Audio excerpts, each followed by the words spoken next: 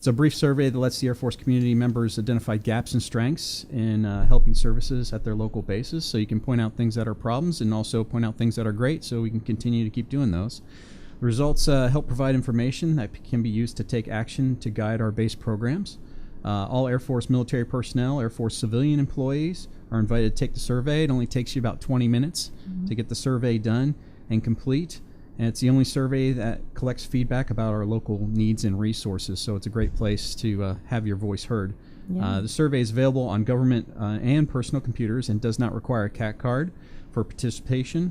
This is another chance to have your voice heard, like we said, to improve quality of life programs right here at Incirlik. And a special note, too, is I know a lot of people are here, and well, I say all people are here and their spouses are back home if they have spouses. That's right. And so they can also log on and do this survey for the base that they're at if they happen to be at a base. Like my folks are still at Barksdale Air Force Base up in Louisiana. If you've been out to the flight line or just been walking around, you've probably seen some A-10s out there. They've been doing the nation's business.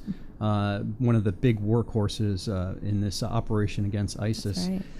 Back on 24 August 1978. That was a long time ago. It was a long time ago. I was a youngster, and you probably weren't born yet. No, probably. I was not, no. But anyways, USAFE received the first 3 A-10s on that date. Wow. So good stuff started there. it all. Also, back in 1966, the 19th to the 29th of August 1966, 4 Turkish provinces located in eastern Anatolia were struck by an intense earthquake. Initial estimates reported 149 villages destroyed.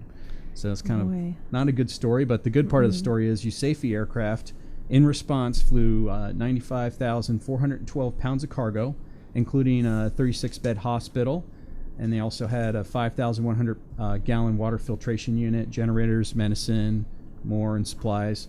More than 1,000 victims were treated out there. So even back in the day, back in the 1960s, U.S. was helping out with humanitarian efforts. People are there doing their primary jobs, and a lot of times we ask them to do stuff that's outside of their specialty, outside their comfort zone, and just the flexibility of just all the airmen out there is just great. Yeah. You know, then and now.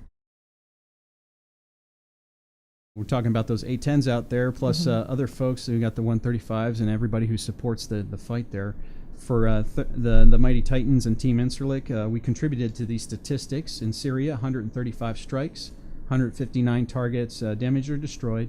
In Iraq, 49 strikes, 110 targets damaged or destroyed. So good work by the Titans and Team Incirlik out there.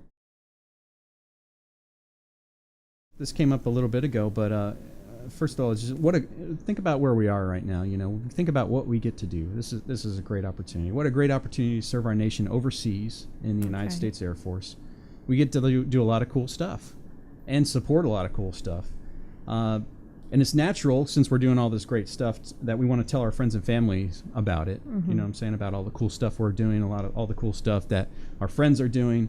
But we have to remember OPSEC when we're doing all this.